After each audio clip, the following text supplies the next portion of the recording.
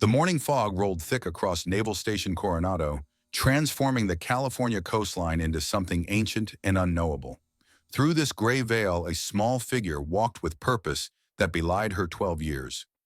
Mira Callahan carried a worn leather rifle case that had once belonged to her mother, and the weight of it pressed against her leg with each step like a heartbeat she had learned to carry. 3 years. 3 years since Lieutenant Elena Phantom Whitmore had been killed in action during a classified operation in Afghanistan. 3 years since Mira's world had collapsed into a silence that even now she hadn't fully learned how to fill. The rifle case bumped against her thigh in steady rhythm, a metronome counting out the distance between who she had been and who she was becoming. Inside the case lay more than shooting supplies. There were hand-loaded ammunition rounds, a shooting glove worn smooth by her mother's hands, and a data book filled with ballistic calculations in Elena's precise handwriting. Mira had memorized every page, every number, every notation her mother had made during a career that had established records still unbroken. These weren't just tools. They were relics, sacred objects from a woman who had become legend. Beside her walked Garrett Callahan, 42 years old and carrying his own weight of ghosts. His maintenance supervisor uniform marked him as civilian personnel now, but his bearing told a different story. The way he scanned intersections before crossing, the subtle positioning that kept Mira on his protected side. 2 decades as a Navy SEAL had etched instincts into his bones that no amount of civilian life could erase. Some habits lived deeper than memory. Some reflexes outlasted the uniforms that created them. "Remember what we talked about, kiddo?" Garrett's voice carried the careful neutrality of a man who had spent 3 years trying to balance protection with permission. "Some people might not understand why you want to use the range today." Mira's hand moved instinctively to the silver trident pendant at her throat. It had been her mother's awarded for completing basic underwater demolition SEAL training before women were officially allowed in such programs. The small piece of metal caught what little light penetrated the fog, throwing back a gleam that seemed too bright for such gray surroundings. "I understand, Dad," Mira replied with the careful formality she had absorbed from 12 years of military life. "But Mom would have wanted me to keep practicing. She always said skills fade if you don't maintain them." Garrett looked down at his daughter, and for a moment his breath caught in his chest. The resemblance was almost painful. Mira had Elena's eyes, that same focused intensity that could shut out the entire world when concentrating on a target. She had Elena's discipline too, waking at 5 every morning to run to train, to maintain the gifts her mother had passed down through blood and repetition. The fog began to thin as they approached the base's administrative cluster. Shapes emerged from the gray like memories surfacing from deep water. Buildings took form, vehicles materialized, and ahead the officers' club rose from the mist with its traditional naval architecture and decades of institutional weight. In the base library, Sergeant Major Thaddeus Brennan sat surrounded by ghosts of a different kind. At 66 years old, he had spent 38 years in uniform, most of it in places where survival depended on being harder than the enemy. His face bore the map of that service: scars from shrapnel, sun-weathered skin from desert deployments, eyes that had seen things most people couldn't imagine and had learned to carry them without breaking. Brennan had enlisted in 1976, served in West Germany during the tense final years of the Cold War, fought in the First Gulf War, and spent his final decade training the next generation of warriors before retiring in 2014. Now he worked as a consultant researching historical marksmanship records for a project that kept his mind sharp and his connection to the military community intact.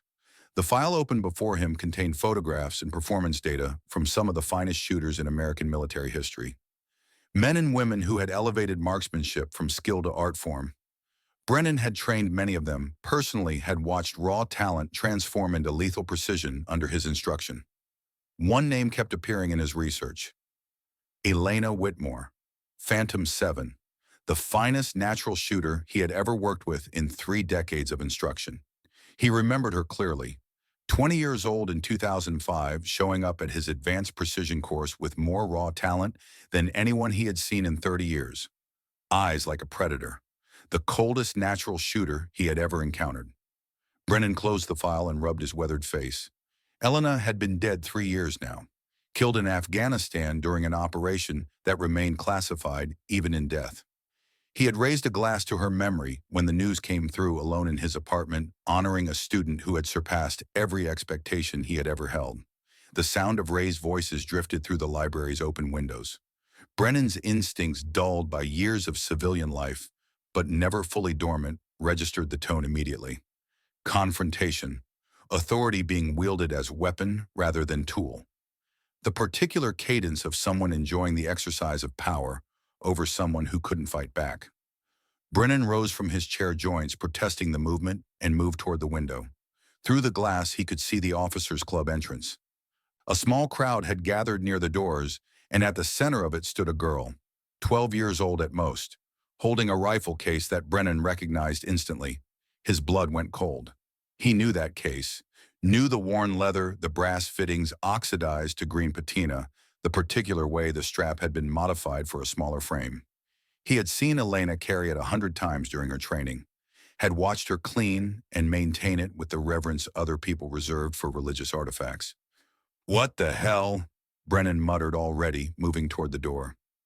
The officers' club bustled with Monday morning activity as Mira and Garrett entered. Off-duty personnel grabbed coffee and breakfast before reporting to various duties. The building's traditional naval decor created an atmosphere that felt both institutional and strangely homey. Ship wheels and anchor motifs adorned walls covered with framed photographs of famous naval battles and decorated warriors. Mira had always found comfort in these reminders of naval tradition. They connected her to something larger than her own small world of base housing in civilian schools. Today, however, the familiar surroundings felt different, charged, as though the building itself sensed that something significant was about to unfold. Near the main dining area, a group of SEALs had gathered around Colonel Dalton Briggs, who was regaling them with stories from his weekend golf game. At 48, Briggs commanded attention through sheer physical presence and the kind of loud confidence that came from 25 years of military service in increasingly administrative roles. His broad shoulders and thick neck gave him the appearance of someone who spent considerable time in weight rooms. His precisely groomed appearance suggested a man more comfortable with paperwork than field work. His voice carried easily across the dining area, demanding attention, whether the listeners wanted to give it or not. So there I was. Briggs was saying, his volume designed to ensure maximum audience. Perfect lie on the 18th fairway when this weekend warrior in the foursome ahead starts giving me advice about my swing. 25 years in the Navy, and some civilian thinks he knows better than a colonel. The SEALs around him chuckled appropriately, a mix of active duty operators and support personnel who understood the importance of laughing at senior officer stories regardless of their entertainment value. Among them stood Lieutenant Ryan Mitchell, 29 years old, with an easy smile and recently returned from deployment. Chief Malcolm Sterling hovered at the edge of the group, 45 years old and still adjusting to the unique culture of special operations support after years in standard fleet duty. Briggs's storytelling was interrupted when his gaze fell on Mira. She had wandered slightly away from her father to examine a display case containing historical naval artifacts near the club's entrance. The sight of the small figure studying military memorabilia with obvious fascination seemed to trigger something in Briggs's expression. His features shifted from amiable storytelling mode to something more critical, more predatory. "Well, well," Briggs said loudly enough to draw attention from nearby patrons. "What do we have here?" Mira looked up from the display case, immediately recognizing the tone of voice that adults used when they were about to say something unpleasant. She had heard it often enough in the 3 years since her mother's death, usually from people who thought they knew better than a child what constituted appropriate behavior for someone her age. The silver trident pendant caught the morning light filtering through the club's windows, creating small reflections that danced across the polished floor. Mira straightened her spine, remembering everything her mother had taught her about facing confrontation with dignity. Briggs approached with the deliberate stride of someone accustomed to intimidating subordinates. His polished dress shoes clicked against the tile floor with military precision. Each step was designed to establish dominance, to remind everyone present of the rank insignia on his collar. "Little girl," Briggs said with theatrical concern, "you know this is an officers' club, right? Not a tourist attraction for military brats." The question was clearly rhetorical, designed to embarrass rather than elicit an actual response. Several nearby conversations died as patrons turned to watch the confrontation unfold. Mira felt heat rising in her cheeks, but she maintained the kind of steady eye contact her mother had taught her was essential when facing down bullies. Whether they wore uniforms or not, bullies operated on the same principles. They fed on fear.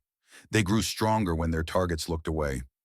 "Yes, sir. I know where I am," Mira replied with careful politeness. "My father is submitting his weekly maintenance reports. I was just waiting for him." "And what exactly are you carrying in that case?" Briggs continued, his voice taking on the kind of parade ground authority that made nearby conversations fall completely silent. "Looks pretty serious for a little girl's toy." Garrett Callahan heard his daughter's voice and immediately abandoned his conversation with the administrative office to move toward what was clearly becoming a confrontation.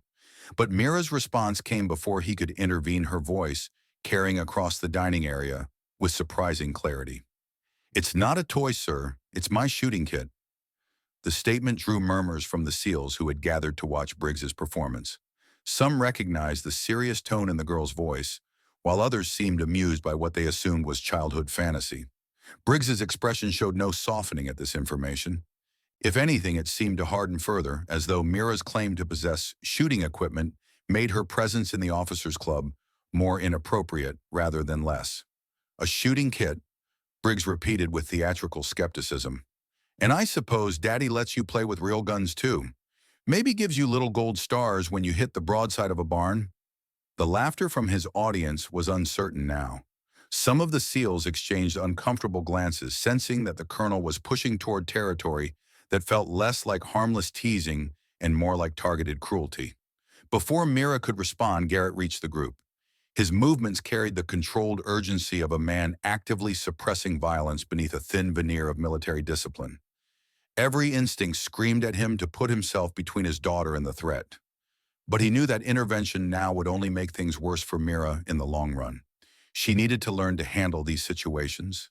Elena had insisted on it. "Colonel Briggs," Garrett said carefully, his voice carrying just enough edge to indicate that courtesy was being extended rather than naturally felt. "I think there might be some misunderstanding here." Briggs turned his attention to Garrett, taking in the maintenance supervisor uniform and drawing immediate conclusions about social hierarchy and military status. His expression suggested someone encountering an insect that had wandered into an inappropriate location. "No misunderstanding at all, Callahan," Briggs said with dismissive authority. "Your daughter is in an officers' club talking about shooting equipment like she's some kind of marksman. That's inappropriate behavior that reflects poorly on military families." The accusation hung in the air like a challenge. Garrett found himself caught between the desire to protect his daughter and the practical reality that Briggs's position on base could make their lives significantly more difficult if handled poorly. The maintenance contracts that provided Garrett's livelihood depended on maintaining positive relationships with base command, but watching his daughter being publicly humiliated was testing every limit of his self-control. "Sir," Garrett said with forced calm, "Mira has been trained in proper firearm safety and marksmanship. Her mother was Lieutenant Elena Whitmore, Marine Corps Scout Sniper. She started teaching Mira when she was 7 years old." "Elena Whitmore," Briggs said slowly, as though the name meant nothing to him. "Can't say I'm familiar with any Lieutenant Whitmore. What was her specialty? Administrative support, food service?" The casual dismissal of Elena's service hit both Garrett and Mira like a physical blow. Lieutenant Elena Phantom Whitmore had been one of the Marine Corps' most accomplished snipers before her death. 47 confirmed kills, decorations that remained classified even 3 years after her funeral. For Briggs to suggest she had been anything less than an elite warrior demonstrated either profound ignorance or deliberate disrespect. "My mother was a Marine sniper," Mira said quietly, her voice carrying the kind of controlled emotion that made several nearby SEALs shift uncomfortably. "She taught me everything she knew about marksmanship. She was the best there ever was." Briggs's laugh was sharp and dismissive, echoing off the club's vaulted ceiling like the crack of a whip. "A Marine sniper, right. And I suppose she was some kind of hero too, saving the world with her amazing shooting skills while the real operators did the actual work." The cruelty in his voice was unmistakable now. This wasn't casual skepticism. This was targeted humiliation designed to wound and diminish and establish dominance over a child who couldn't fight back. It was at this moment that the library door burst open and Sergeant Major Thaddeus Brennan emerged onto the pathway leading to the officers' club. His movement was surprisingly swift for a man of his age, driven by recognition and growing anger at what he suspected was happening inside. Brennan had seen that rifle case, had recognized it instantly through the library window, and now approaching the club's entrance, he could hear the confrontation through the open doors. Hear a colonel mocking the memory of Elena Whitmore to her own daughter. His blood ran hot with a fury he hadn't felt in years. Brennan pushed through the club's doors with the authority of a man who had spent nearly 4 decades earning the right to enter any room in the United States military. His presence immediately drew attention. The weathered face, the combat decorations visible on his consultant badge, the bearing that marked him as someone who had seen real war rather than merely administered it. He moved through the dining area like a ship cutting through calm water, and the crowd parted before him instinctively. Some recognized him from his years of training elite personnel. Others simply responded to the unmistakable aura of someone who had earned respect through decades of service. Colonel Briggs. Brennan's gravelly voice cut through the confrontation like a blade. I couldn't help but overhear your discussion about Lieutenant Whitmore's service record. Briggs turned toward the interruption with obvious irritation about having his demonstration interrupted. The colonel's eyes narrowed as he took in Brennan's appearance, trying to calculate the appropriate level of deference based on the man's obvious experience. Sergeant Major, Briggs said carefully, noting the consultant badge but uncertain of the man's current authority. Brennan. Thaddeus Brennan. The old warrior's voice carried 38 years of command presence. I served from 1976 to 2014, West Germany during the Cold War, First Gulf War, 3 decades training special operations personnel at facilities you've probably never seen. Brennan moved to stand beside Mira, positioning himself as an ally rather than a bystander. His eyes never left Briggs's face, and the intensity of his gaze made the colonel's confident expression falter for the first time. I trained Elena Whitmore in 2005. Brennan continued, his voice dropping to a dangerous quiet that somehow carried further than his earlier volume. She was 20 years old, showed up at my advanced precision course with more raw talent than anyone I'd seen in 30 years of instruction. The dining area had gone completely silent. Even the kitchen staff had stopped their work to listen, sensing that something significant was unfolding. Coldest natural shooter I ever worked with, Brennan said, and the respect in his voice was unmistakable.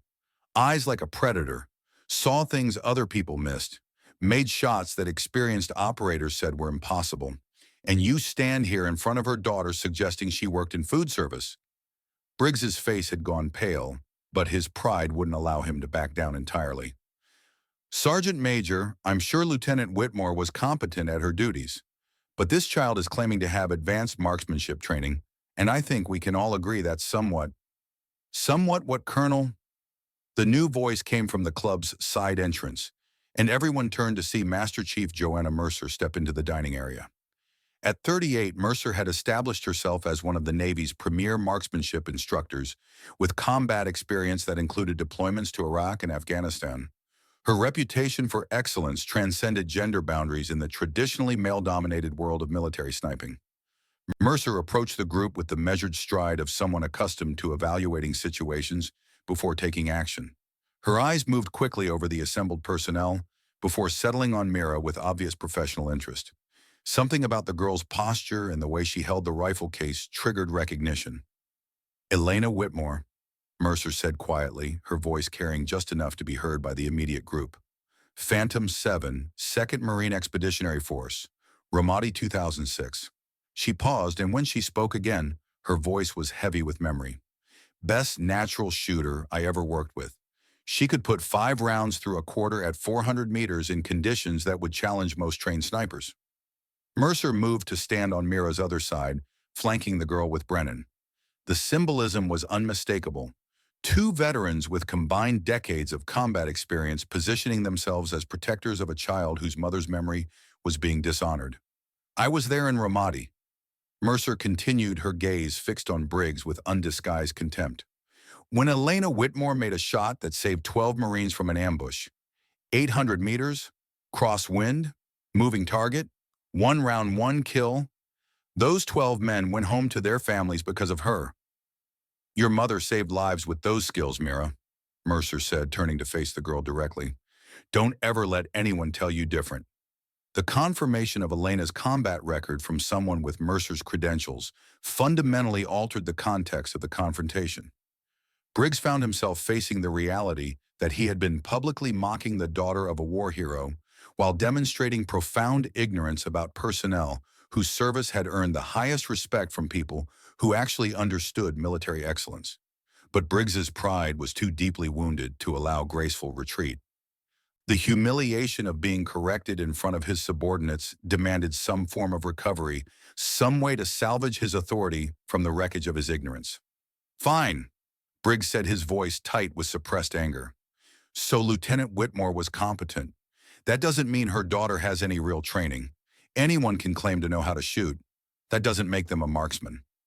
Mira felt the shift in energy around her, recognized the moment of decision that had arrived.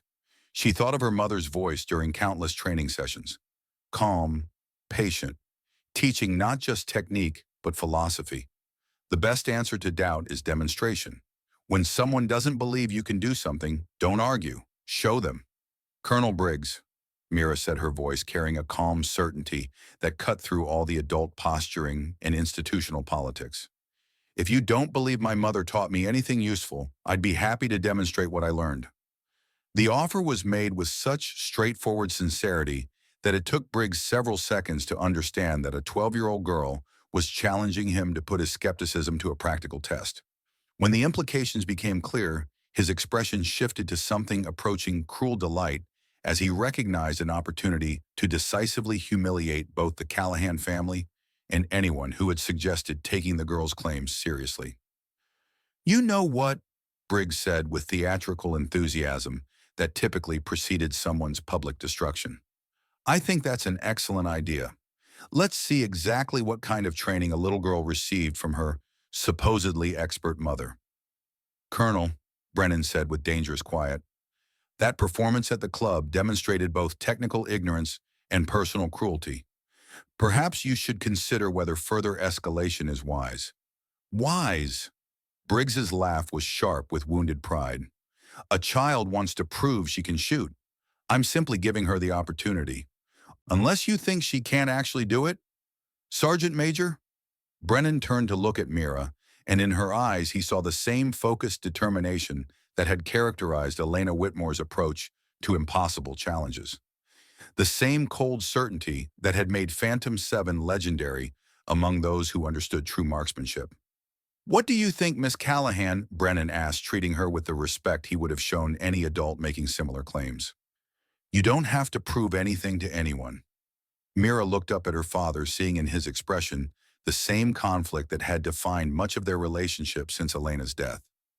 Garrett wanted to protect her from exactly this kind of public scrutiny, but he also understood that backing down now would validate every dismissive assumption Briggs had made about their family's military legacy. Dad, Mira said quietly, it's okay. I want to do this. Garrett studied his daughter's face, seeing in her features the same determined expression that Elena had worn when facing impossible odds. The resemblance was so strong, it made his chest tighten with grief and pride in equal measure. All right, Garrett nodded slowly, then turned toward Briggs with a new edge in his voice that suggested the colonel might want to reconsider his assumptions. Let's go to the range.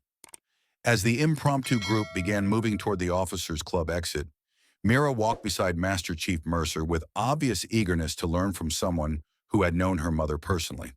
Brennan fell into step on her other side, creating a protective formation that spoke to instincts neither veteran had consciously activated. Your mother never bragged, Brennan said quietly as they walked. Never needed to. Let her shooting do the talking. He glanced ahead at Briggs, who was already predicting victory to anyone within earshot. Some people are the opposite. All talk, no demonstration. Mira smiled slightly. It was the first genuine expression of pleasure she had shown since the confrontation began. The morning fog was beginning to lift as they stepped outside, revealing the Pacific Ocean stretching endlessly toward the horizon. The base spread before them in organized military precision pathways and buildings and training facilities arranged with purpose that spoke to decades of institutional development. Precision Point Range lay ahead its reputation for excellence known throughout the special operations community. Eleanor Whitmore had trained there, had established records there that still stood 3 years after her death, and now her daughter was walking the same paths carrying the same rifle case, preparing to face a challenge that would either validate or destroy her mother's legacy. Briggs's laughter echoed across the base courtyard as he shared predictions about the upcoming humiliation he was about to deliver to the Callahan family. His voice carried the certainty of someone who had already decided the outcome, who viewed the actual demonstration as mere formality before his inevitable vindication. He had no idea that he was walking toward a demonstration that would fundamentally challenge everything he thought he knew about talent training and the true meaning of military excellence. But then in the moment before everything changed, no one did. The procession grew as word spread through the base's informal communication networks. Personnel who had witnessed the confrontation at the officers' club sent messages to colleagues. Friends told friends. And by the time the group reached Precision Point Range, what had started as a private challenge had evolved into something approaching an event. Captain Samuel Torres, the range's safety officer, had received advance notice and was waiting at the entrance. At 35, Torres had spent a decade ensuring that the base's shooting facilities operated with absolute adherence to safety protocols. His trained eye immediately assessed the unusual composition of the approaching group. A 12-year-old girl carrying a professional-grade rifle case, a colonel whose body language radiated aggressive anticipation, a sergeant major and master chief whose positioning suggested protection rather than observation, and a growing crowd of curious personnel whose presence would transform a private demonstration into public spectacle. "Captain Torres," Brennan said as they reached the range entrance, "we have an unusual situation. Miss Mira Callahan, age 12, daughter of the late Lieutenant Eleanor Whitmore, has been challenged to demonstrate her marksmanship training." Torres's expression shifted as he processed the implications. Eleanor Whitmore's name was known to anyone who paid attention to marksmanship records, and the mention of a challenge suggested institutional dynamics that could create complications regardless of outcome. "Sergeant Major," Torres replied carefully, "I'll need to verify the young lady's safety knowledge before we proceed. That's not negotiable, regardless of circumstances." "Wouldn't expect anything less." Brennan nodded approval. "Miss Callahan understands the importance of proper protocols." Mira stepped forward, meeting Torres's evaluating gaze with confidence that seemed to transcend her years. "I'm ready for any safety assessment you require, Captain. My mother taught me that safety isn't just procedure. It's respect for the weapon and everyone around you." Torres studied the girl's composed demeanor, noting the serious way she held herself despite circumstances that would unsettle most adults.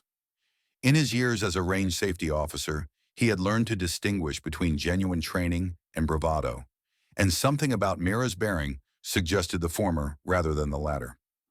"All right, Miss Callahan," Torres said, his professional tone softening slightly. "Let's start with the fundamentals. Tell me about weapon condition checks." "Visual inspection of chamber and magazine, well followed by physical verification with chamber flag or finger check," Mira replied without hesitation. "Never assume a weapon is safe based on someone else's confirmation. Verify personally every time." Torres's eyebrows rose slightly. That wasn't just the correct answer. It was philosophically sound, reflecting understanding that went beyond memorized responses. "Malfunction procedures. Stop immediately. Maintain muzzle discipline toward a safe direction. Engage safety if possible, without manipulating the weapon unnecessarily. Signal range safety officer for assistance. Never attempt to clear complex malfunctions without supervision. Environmental safety considerations. Backstop verification before any shooting. Range boundaries must be confirmed and respected. Personnel locations tracked at all times. Ricochet potential assessed from hard surfaces or angled targets. Wind indicators checked for debris that could affect neighboring positions." Each answer demonstrated comprehensive training that typically required months of intensive instruction to develop. Torres found himself increasingly impressed by the depth and accuracy of Mira's knowledge, recognizing teaching methods that reflected both expertise and careful attention to student development. "Miss Callahan," Torres concluded, his voice carrying newfound respect, "your safety knowledge exceeds that of many adult students I've worked with. Who provided your instruction?" "My mother." Mira replied simply. She said that safety was more important than accuracy, because mistakes with weapons can't be undone, and because the range is sacred ground where warriors learn to protect others. Dishonoring it with carelessness dishonors everyone who ever trained there. The mature understanding implicit in Mira's response impressed everyone present who understood the psychological complexity of handling lethal equipment responsibly. Torres looked at Brennan, who nodded almost imperceptibly, a silent communication between professionals who had spent decades evaluating warriors. "The kid knows her business, Sergeant Major," Torres said quietly. "Never doubted it," Brennan replied. "She's Elena Whitmore's daughter." The evaluation complete, the group moved toward the actual firing positions. Mira opened her leather case to reveal a collection of shooting accessories that impressed the military professionals present. Hearing protection calibrated for specific decibel ranges, shooting glasses rated for ballistic impact, a worn leather shooting glove that had molded to hands slightly larger than her own, a range notebook filled with data in two different handwritings. Her mother's precise calculations and her own developing notations added over 3 years of continued practice. "That's professional-grade equipment," Lieutenant Mitchell observed quietly to Commander Declan Holt, who had joined the growing crowd of observers. "Not casual, recreational gear." Holt, at 41, commanded SEAL Team 7 and possessed combat experience that included multiple deployments where marksmanship skills determined survival. He studied Mira's systematic preparation routine with growing professional interest. "Someone invested significant time and money in her training setup," Holt agreed. "That's operator-level equipment, modified for smaller hands but otherwise identical to what we issue for precision work." The range itself stretched across carefully maintained grounds that provided clear sight lines and controlled lighting conditions. Target frames stood at measured intervals, their distances marked with signs indicating both metric and yard measurements. The morning coastal fog had completely lifted now, revealing optimal visibility conditions that would eliminate any environmental excuses for poor performance. Mira settled into position at the 25-meter line, her movements demonstrating the kind of practiced efficiency that came from countless repetitions. She verified the target placement, checked wind indicators that hung motionless in the still air, and began her pre-shot routine with methodical precision. Briggs had positioned himself where he could observe both Mira's technique and the target results. His confidence remained high despite the impressive safety evaluation. He simply couldn't conceive of a 12-year-old girl possessing skills that rivaled those of trained military personnel. "I want everyone to understand," Briggs declared to the assembled observers. "We're witnessing exactly why the military has age and training requirements. Natural talent doesn't replace proper institutional instruction and years of experience." Mira had been listening to these pronouncements while conducting her own assessment of shooting conditions. Her systematic approach impressed the military professionals present, who recognized behaviors that reflected serious training rather than childhood enthusiasm. "Ready when you are, Miss Callahan," Torres announced after completing his final safety checks. Mira chambered a round with smooth efficiency, the metallic click of the bolt echoing across the suddenly quiet range. She settled into her shooting position, finding that perfect point of stability, where the weapon seemed to float rather than rest against her shoulder. Her breathing settled into the four-count cycle Elena had drilled into her during countless weekend training sessions. Inhale fully through the nose. Exhale halfway through the mouth. Hold at the natural respiratory pause. Squeeze the trigger during that moment of absolute stillness. Through the rifle's iron sights, the target 25 meters downrange appeared crisp and clear. Its black bullseye stood out against the white background, like a promise waiting to be fulfilled. The silence that descended over precision point range held the weight of institutional skepticism and family honor. Mira's world narrowed to the fundamentals: sight alignment, sight picture, breathing, trigger control. Everything else faded into background noise that couldn't penetrate the zone of concentration her mother had taught her to achieve. The trigger press was smooth and deliberate, breaking cleanly with technique that typically required months of intensive training to develop properly. The sharp crack of the rifle shot echoed off the surrounding hills, followed immediately by the distinctive ping of a bullet striking steel. Through his binoculars, Commander Holt observed the target with professional assessment. His expression shifted from polite interest to genuine surprise as he announced his findings. Dead center bullseye, clean hit, textbook placement. Briggs had positioned himself where he could watch both Mira's technique and the target results. The single-centered hit was impressive, but hardly conclusive evidence of exceptional ability. Anyone could get lucky once. One shot proves nothing, Briggs declared with confident dismissal. Anyone can get lucky once with proper equipment and favorable conditions. Brennan stepped forward with the calm authority that came from decades of training elite marksmen. Miss Callahan, would you be comfortable firing a complete qualification string? 5-round standard scoring measured group size. Yes, sir, Mira replied without lifting her eye from the sight picture. What followed silenced every skeptical comment and dismissive prediction that had been voiced since the confrontation began. Mira's second shot struck within a half-inch of the first. Her third joined them in a cluster so tight it appeared to be a single enlarged hole. Fourth and fifth completed a grouping that made several observers reach for their own optics to confirm what they were seeing. Torres lowered his binoculars with an expression of professional amazement that he made no attempt to conceal. 5 rounds, approximately 0.94 inches at 25 meters. That exceeds expert qualification standards by a significant margin. The announcement created ripples of conversation among the military personnel who had gathered to witness what they expected to be a child's embarrassing failure.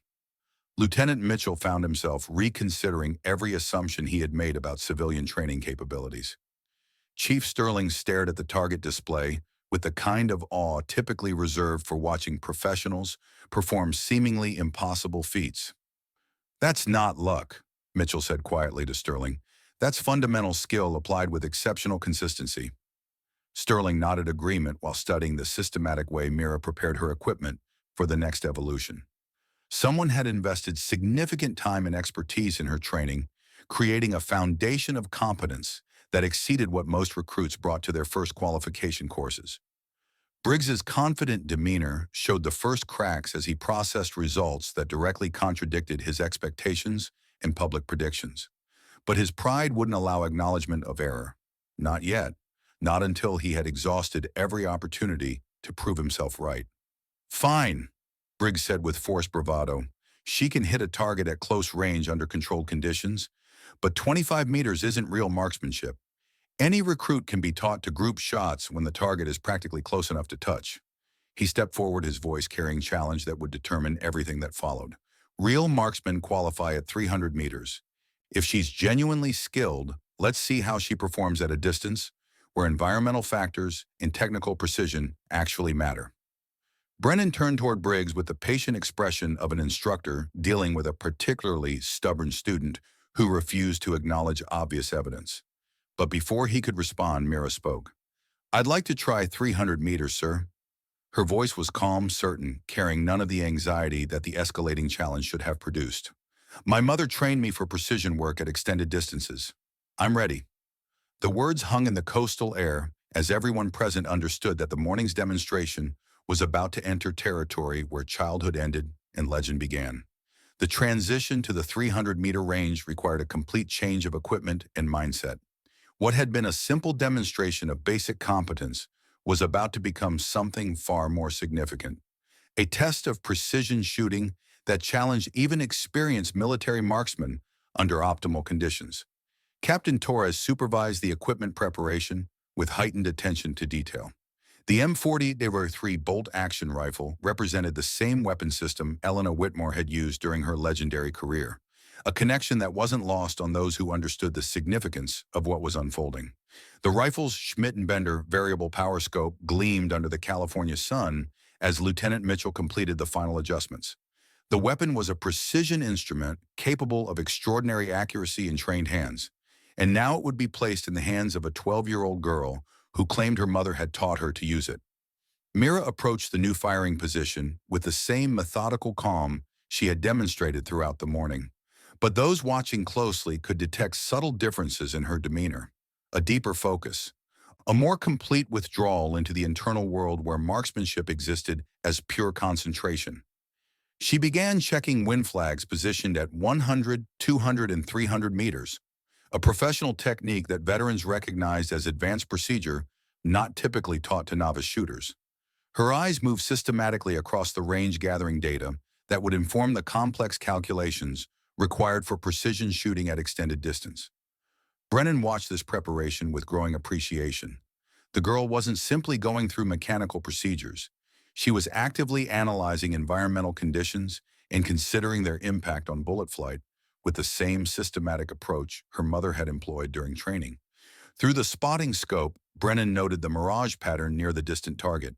The heat shimmer created by temperature differentials between ground and air could affect bullet trajectory in ways that required compensation from experienced marksmen. Most shooters at Mira's level wouldn't even notice such subtle environmental factors. Master Chief Mercer, Mira said quietly, her voice carrying just enough to be heard by the immediate group. The mirage pattern suggests slight thermal rise near the target.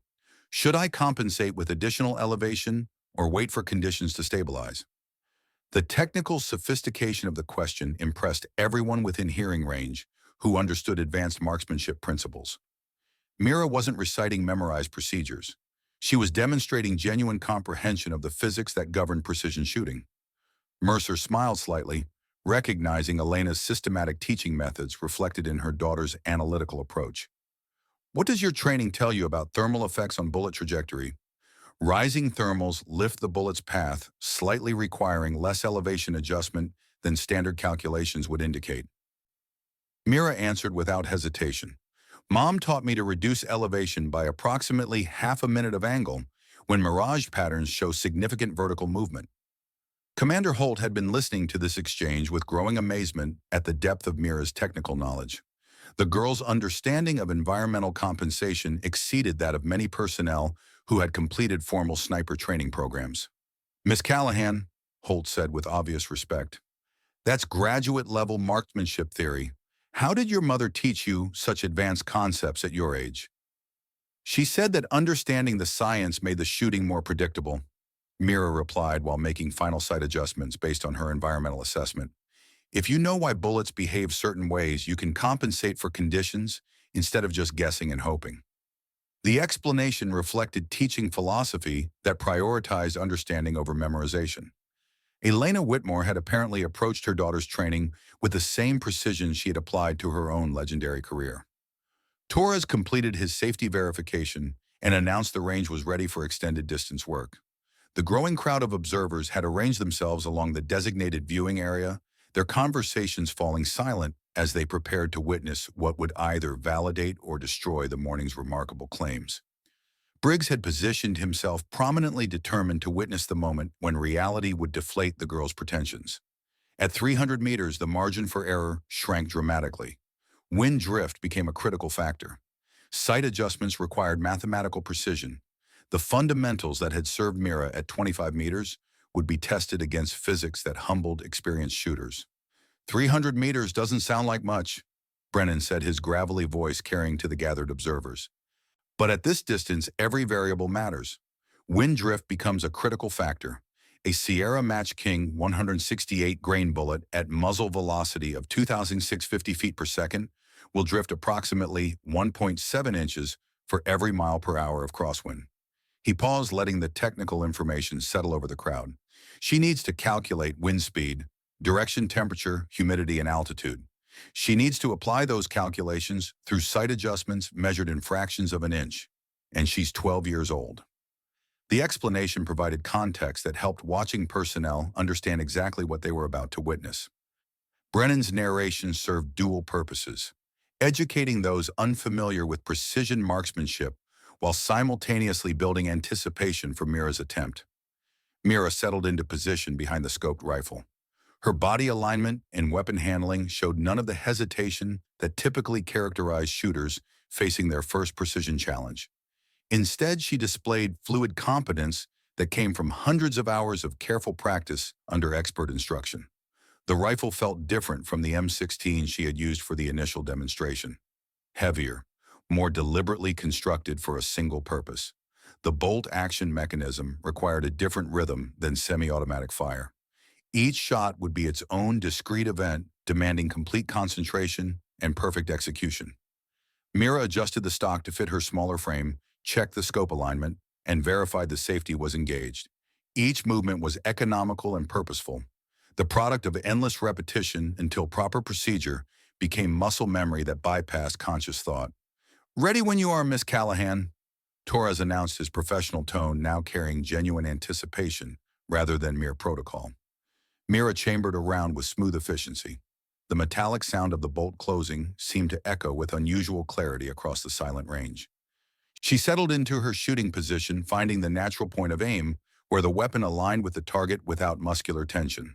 Through the magnified scope, the target 300 meters downrange appeared no larger than a dinner plate. Its scoring rings created concentric circles that demanded precision beyond anything most civilian shooters ever attempted. The bullseye at center seemed impossibly small, a geometric challenge that mocked the very concept of accuracy at such distance. Mira's breathing settled into the controlled rhythm that preceded precision shooting. Her entire focus narrowed to the complex coordination of sight alignment, trigger control, and environmental compensation. The watching crowd Briggs's skepticism, her own heartbeat faded into background noise that couldn't penetrate her concentration. The world reduced to fundamentals. Crosshairs centered on target, breathing at natural pause. Finger taking up trigger slack with graduated pressure. The moment between heartbeats when everything aligned. The shot broke cleanly, the rifle's report sharper and more authoritative than the previous demonstrations. The recoil pushed against Mira's shoulder with controlled force that she absorbed through proper positioning. Through the scope, she watched for the bullet's impact, tracking the nearly half-second of flight time that separated trigger press from result.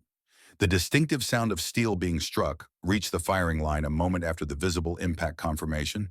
Through his spotting scope, Chief Sterling tracked the shot with professional focus. His expression shifted from careful observation to undisguised amazement as he processed what he was seeing.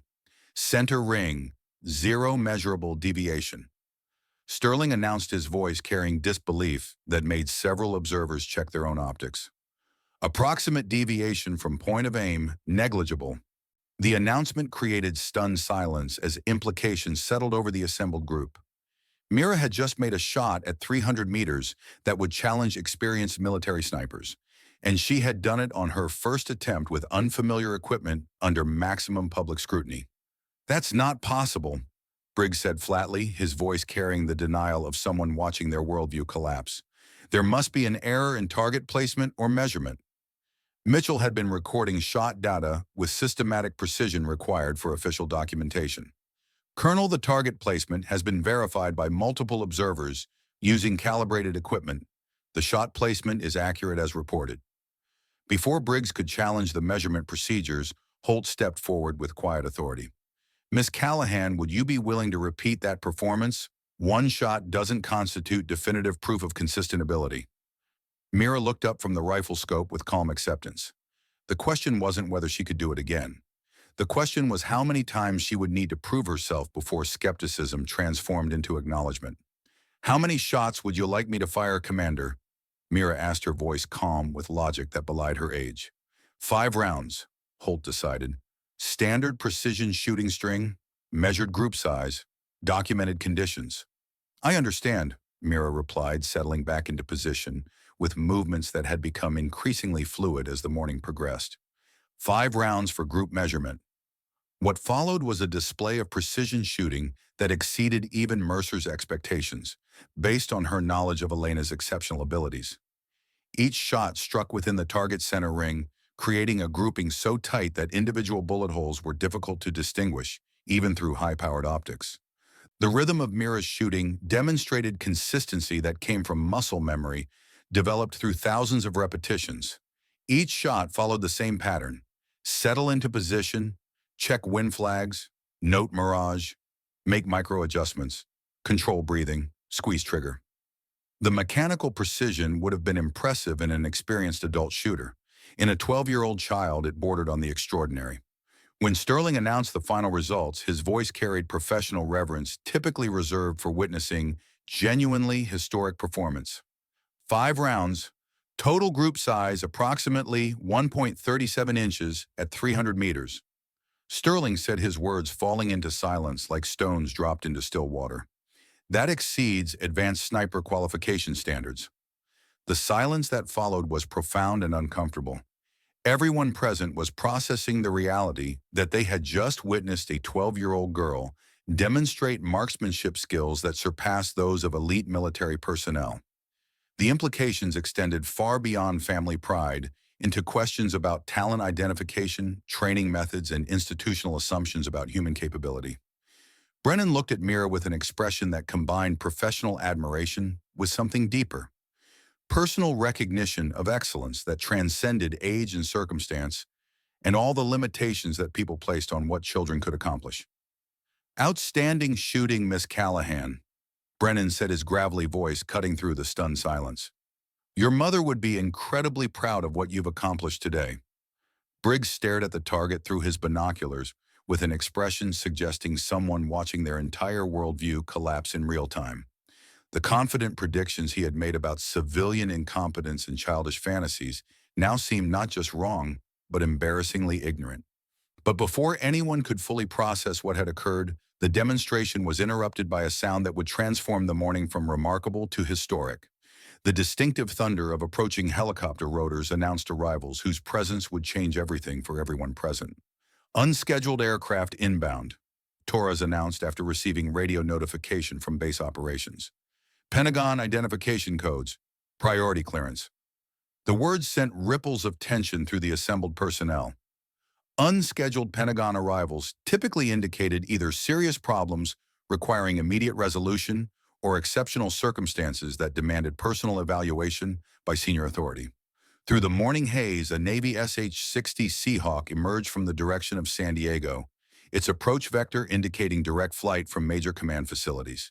The helicopter's distinctive silhouette grew larger against the pale sky rotors, creating a thunderous downdraft that scattered debris across the range perimeter. When the aircraft settled onto the designated landing zone, the passenger door opened to reveal a figure whose presence immediately commanded attention from everyone present. Admiral Lorraine Kessler emerged with the purposeful stride of someone accustomed to commanding respect through presence rather than announcement. At 69 years old, she possessed silver hair and weathered features that reflected 4 decades of naval service. Her career had taken her from intelligence operations during the final years of the Cold War to the Pentagon's inner circles, where decisions affecting national security were made daily. Her unscheduled arrival at a West Coast installation suggested circumstances that went far beyond routine inspection or administrative oversight. Something had triggered attention at the highest levels of military command. Something connected to events unfolding at Precision Point Range.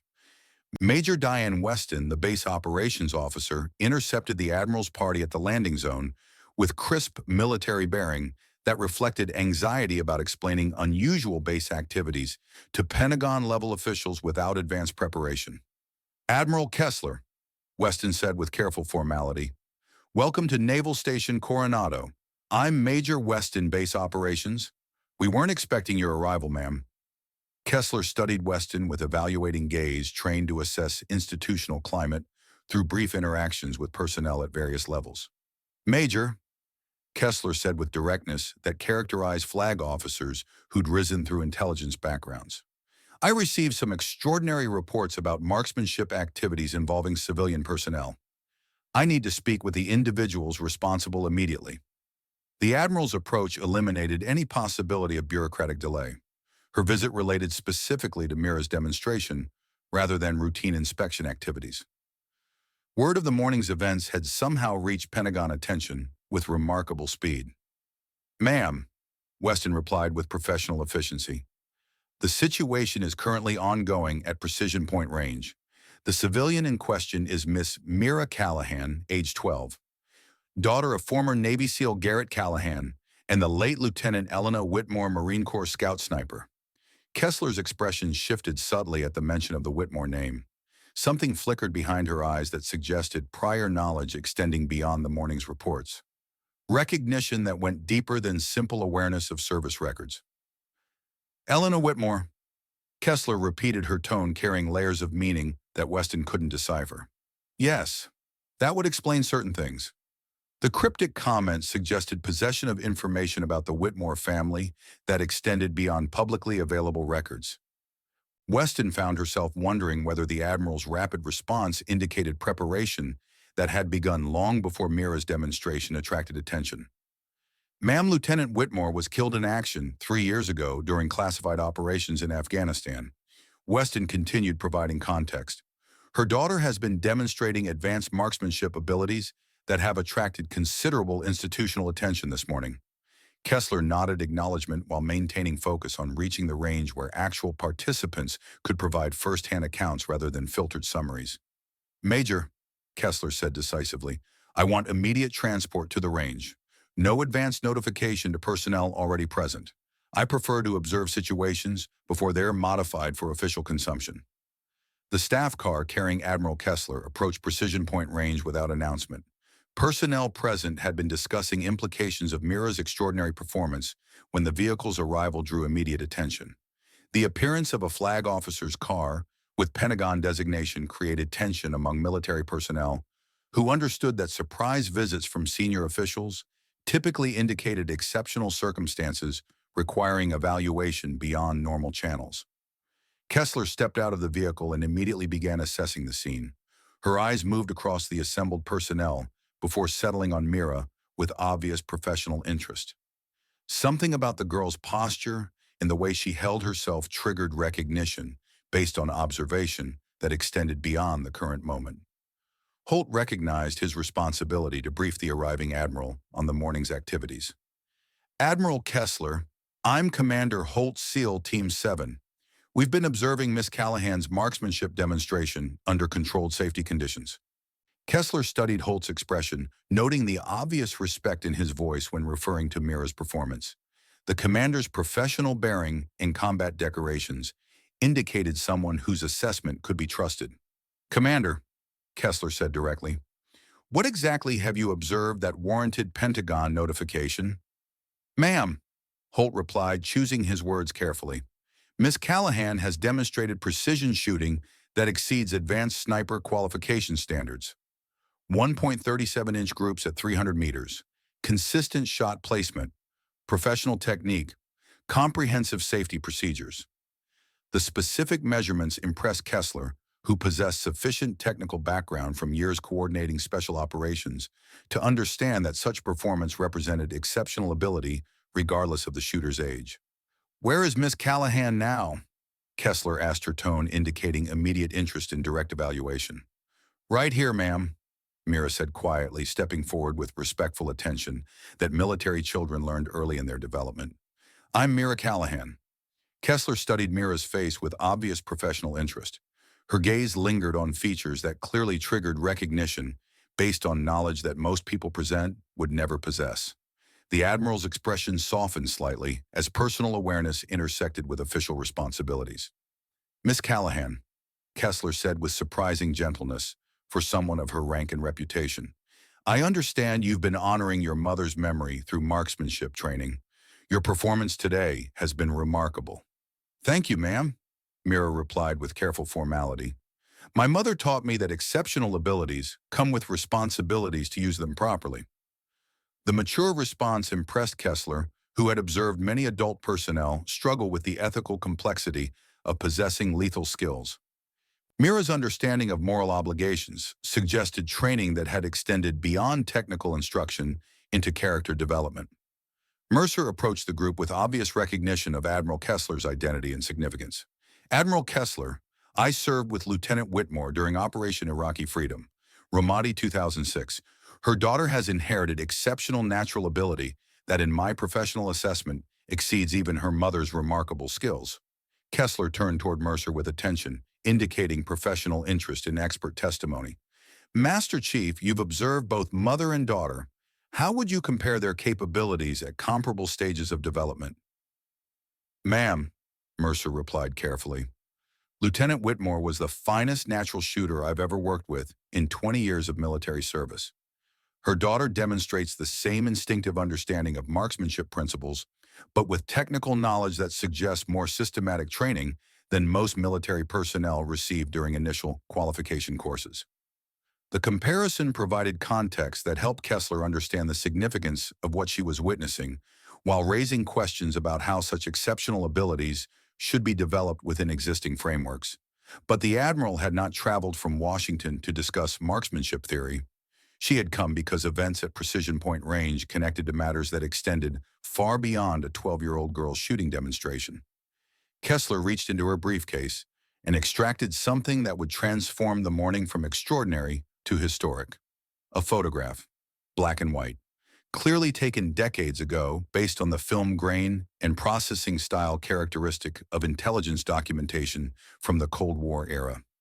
The image showed a woman in military uniform from the late 1970s or early 1980s standing beside what appeared to be an intelligence operations vehicle. The woman held herself with unmistakable military bearing, and her face bore features that were hauntingly familiar to anyone who had known Elena Whitmore. Mira's breath caught as she studied the image.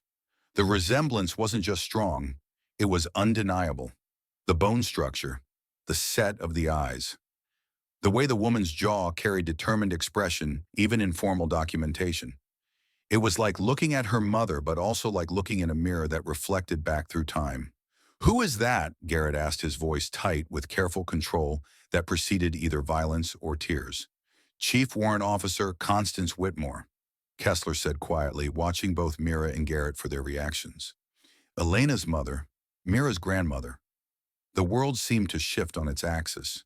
Garrett reached out to steady himself against a nearby equipment table, his face draining of color, as he processed words that contradicted everything Elena had told him during their years together. "That's impossible," Garrett said flatly. "Elena told me her mother died before she was born. Car accident when she was pregnant. Elena grew up in foster care. She never knew her mother." "That's what Elena was told," Kessler replied with careful compassion that senior officers learned when delivering news that would fundamentally alter someone's understanding of their own history. "For her protection, and yours, Mr. Callahan, the truth is considerably more complicated." Mira stared at the photograph, unable to look away from the face that connected 3 generations of women who had never met. Her grandmother, a woman who should have been part of her life, part of her mother's life, but who had somehow been erased by institutional decisions that valued operational security over family bonds. "I don't understand," Mira said, her voice barely above a whisper, but carrying across the suddenly quiet range. "Why would they tell Mom her mother was dead?"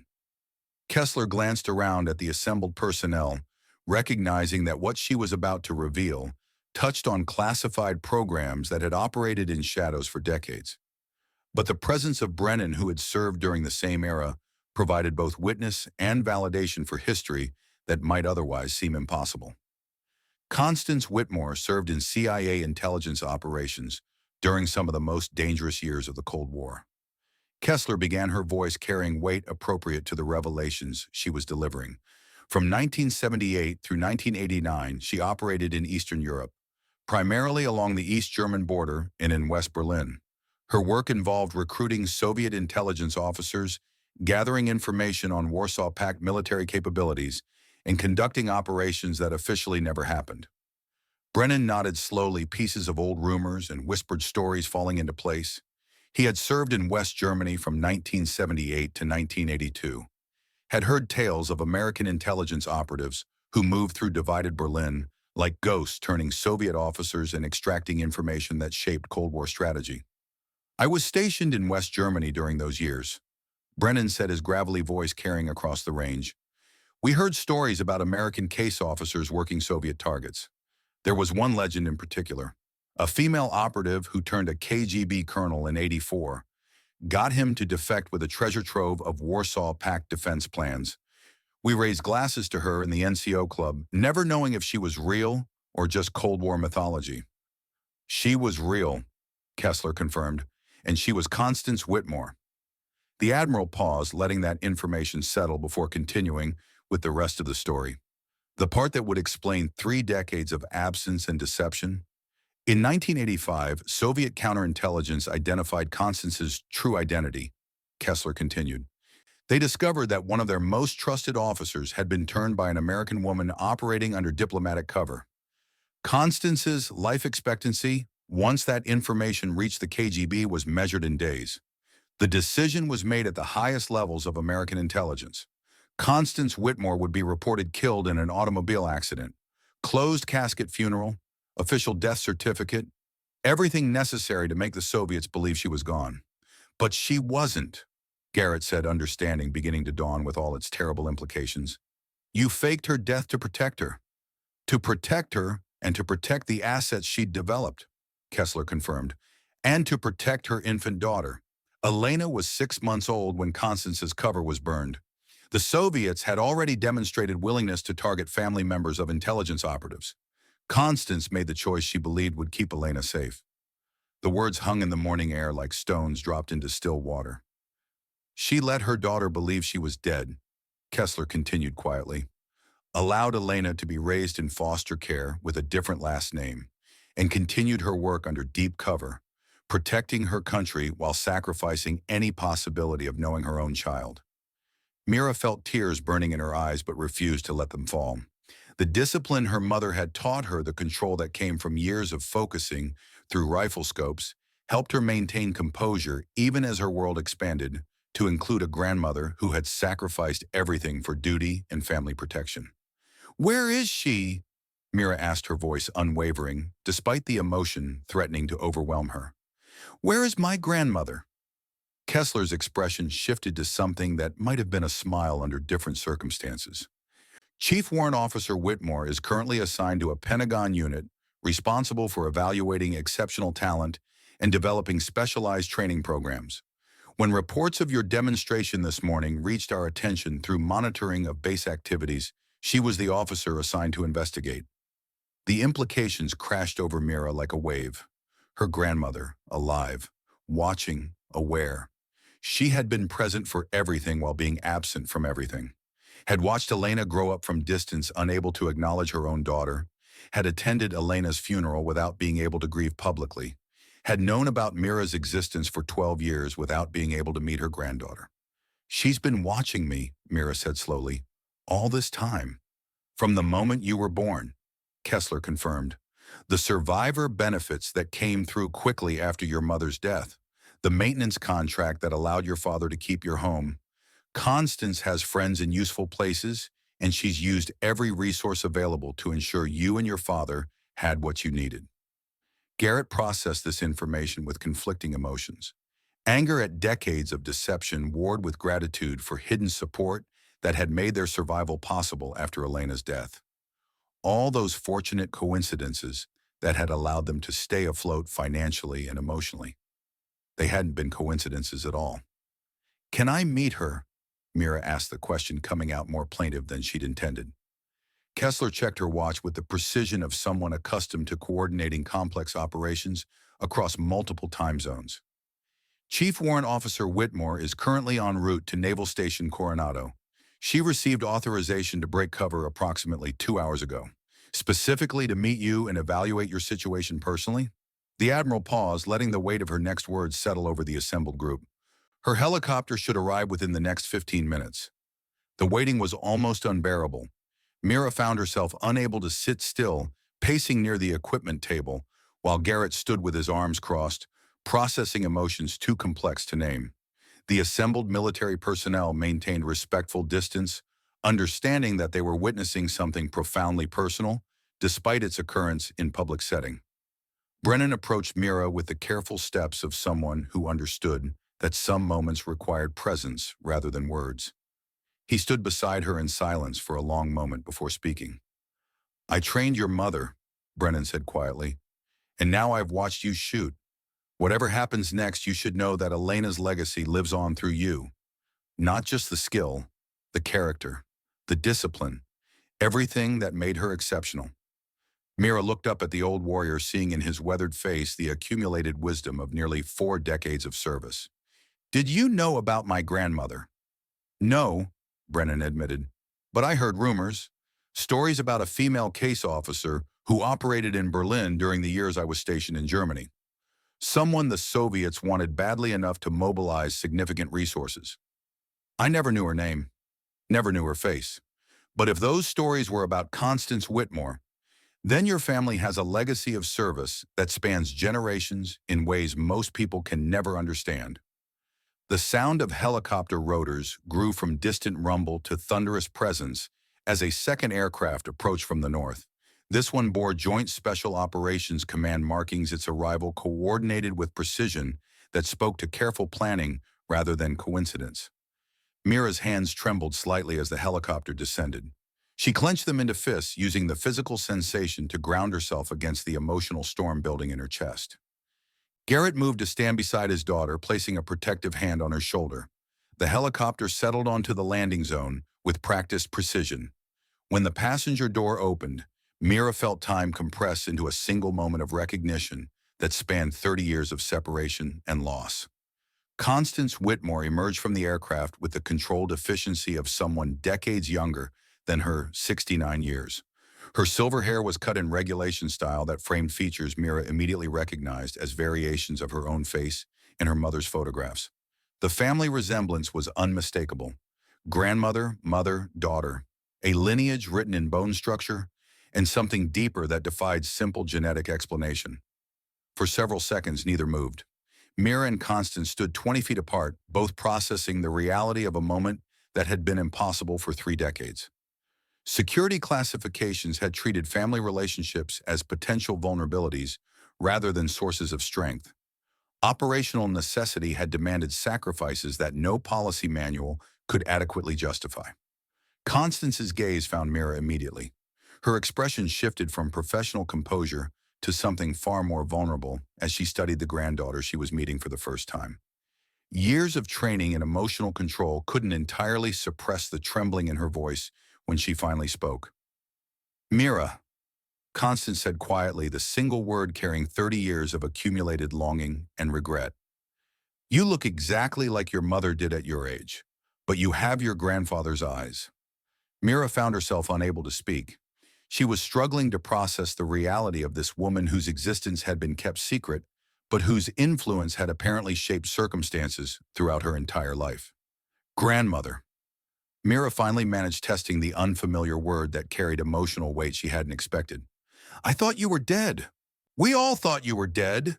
Constance's expression showed profound pain that came with acknowledging choices that had required absence from the most important moments in her family's life.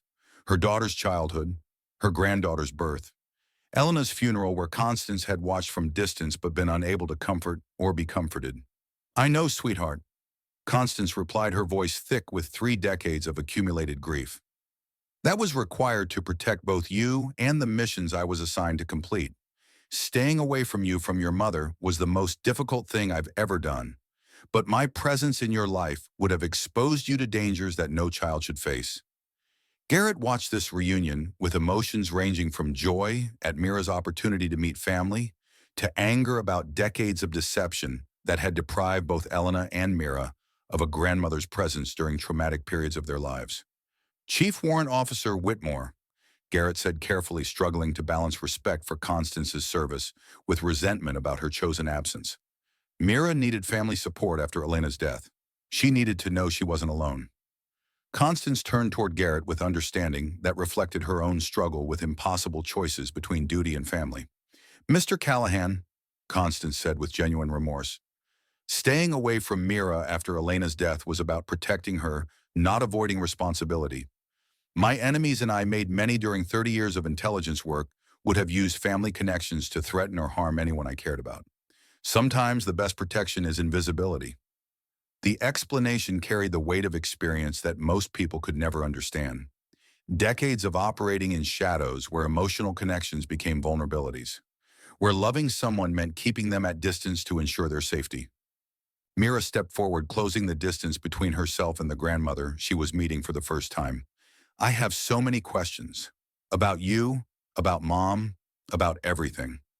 Constance smiled, and the expression transformed her face into something warmer than her professional bearing had suggested. "I know you do, sweetheart, and I want to answer every one of them. But first, there's something you need to know. Something about your mother's death that changes everything." The words hung in the California air like thunder before lightning strike. "Elena didn't die in random combat." Constance continued, her voice dropping to a dangerous quiet that somehow carried further than normal volume. "She was targeted, specifically, by someone who wanted to hurt me through hurting her. Mira felt the ground shift beneath her feet as understanding began to dawn. Her mother's death hadn't been the random tragedy of war. It had been murder, orchestrated, personal, connected to her grandmother's decades of intelligence work. Who? Mira asked, her voice firm, despite the fury building in her chest. Who killed my mother? Constance's expression hardened into something that spoke to 30 years of Cold War operations and the enemies she had made along the way. His name is Nikolai Voronov, former KGB. We spent years in operational conflict during the 1980s. He was responsible for killing 2 of my assets before I managed to turn his superior officer. He swore he would settle accounts eventually. Constance paused, and when she continued, her voice carried the weight of consequences that spanned generations. Elena was hunting a Taliban commander named Rashid Qureshi during her final operation. What the intelligence reports didn't reveal until after her death was that Qureshi was Voronov's son. Born to an Afghan mother during the Soviet occupation, Voronov trained him personally. When Elena killed Qureshi, she completed a circle of vengeance that stretched back to my Cold War operations. The revelation crashed over Mira like a wave. Her mother had been killed because of her grandmother's intelligence work. The Taliban commander Elena had eliminated had been the son of a man who had sworn revenge against Constance decades earlier. He killed my mother because of you. Mira said the words carrying no accusation, only need to understand. He killed your mother because I killed his brother in Berlin in 1985. Constance replied with brutal honesty. And because Elena killed his son. This is what our world is, Mira. Blood for blood, generation after generation. Admiral Kessler stepped forward, her expression grave, with information that would transform family tragedy into immediate threat. There's more, Kessler said. CIA reports indicate that Nikolai Voronov purchased airline tickets to Los Angeles under a known alias. He arrived in the United States 48 hours ago. The words landed like physical blows. Voronov wasn't a historical threat. He was present, active, within striking distance. He's dying, Kessler continued. Terminal cancer, 6 months maximum survival time. CIA assessment suggests he's come to America to settle old scores before he dies. And now he knows about me, Mira said, understanding dawning with terrible clarity. Yes, Kessler confirmed. CIA intercepts indicate that Voronov has been monitoring military communications. He knows about your demonstration today. He knows about the Whitmore family connection, and he's within striking distance of everyone you love. The morning that had begun with a simple desire to honor her mother's memory had transformed into something far more dangerous. Mira found herself at the center of a conflict that spanned decades and continents, a vendetta that had claimed her mother's life and now threatened her own. But as she looked between her father, her grandmother, and the military professionals who had witnessed her shooting that morning, Mira felt something unexpected rising in her chest. Not fear, determination. The war room at Naval Station Coronado had been transformed into an operations center within hours of Admiral Kessler's revelation. Maps covered the walls showing possible approach routes and surveillance positions. Communication equipment hummed with encrypted transmissions from agencies across the intelligence community. Personnel from FBI, NCIS, and Naval Special Warfare coordinated information that painted an increasingly clear picture of Nikolai Voronov's movements and intentions. Mira sat at the center of discussions that would determine her immediate future. 12 years old and already the focus of a multinational manhunt for a dying man who had dedicated his final months to revenge spanning 3 generations. The weight of that reality should have crushed her. Instead, it sharpened her focus into something that reminded every veteran present of her mother. Constance stood near the primary display screen, her decades of intelligence experience evident in how she processed incoming information and identified patterns that others missed. She had spent 30 years hunting men like Voronov, had learned to think like them, to anticipate their movements before they made them. He won't come at us directly, Constance said, her voice carrying the certainty of expertise earned through countless operations. Voronov is old-school KGB, patient, methodical. He'll want to observe before acting, to understand the terrain and identify vulnerabilities. What vulnerabilities? Garrett asked, his protective instincts warring with the tactical assessment being conducted around his daughter. Public events, Constance replied. Ceremonies, gatherings where security is visible but not impenetrable. Voronov knows he's dying. He's not planning an escape. He's planning a statement. Brennan had been studying the intelligence reports with the evaluating gaze of someone who had spent decades assessing threats. If he's terminal, he's got nothing to lose. That makes him more dangerous, not less. No fear of consequences, no concern for survival. Pure mission focus. Which means we need to control the environment, Commander Holt added. Give him a target he can't resist while ensuring we have overwhelming advantage when he commits. The conversation had been circling this conclusion for an hour. Everyone present understood what needed to happen. The question was whether anyone would say it aloud. Mira spoke first. Use me as bait. The words dropped into silence like stones into still water. Garrett's face went pale. Constance's expression tightened with emotions she couldn't fully suppress. Every protective instinct in the room screamed against what the 12-year-old girl had just proposed. We announce a ceremony. Mira continued, her voice calm, with logic that belied her age. Something public, something that would draw media attention. The youngest marksman to break SEAL qualification records receives formal recognition. Make it clear that my grandmother will be there. The entire Whitmore family together for the first time. Mira. Garrett's voice cracked with fear he couldn't hide. You're 12 years old. This isn't a game. I know it's not a game, Dad, Mira replied with gentle firmness that reminded him powerfully of Elena's voice during their final conversation. Voronov killed Mom. He's going to keep hunting our family until someone stops him. If we have a chance to end this on our terms with our advantages, shouldn't we take it? Brennan found himself nodding before he could stop the motion. The girl had tactical instincts that went beyond her training. She understood the fundamental principle that had guided special operations for decades. Control the battlefield. Dictate the terms of engagement. Force the enemy to come to you on ground you've chosen. She's right, Brennan said quietly, and every head in the room turned toward him. I've spent 38 years fighting enemies who chose when and where to engage. The ones we beat were the ones we forced into fighting on our terms. The girl understands this. She's a child, Garrett said, his voice rising with desperation. My child. Elena's child. She's Elena's daughter, Constance said softly, and something in her voice made everyone fall silent. Which means she inherited more than marksmanship skills.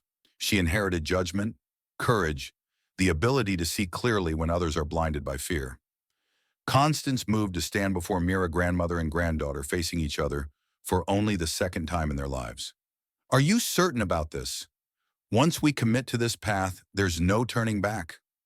Mira met her grandmother's gaze with the same focused intensity she had demonstrated behind the rifle scope. Mom died because of Voronov. If I run, he'll keep hunting.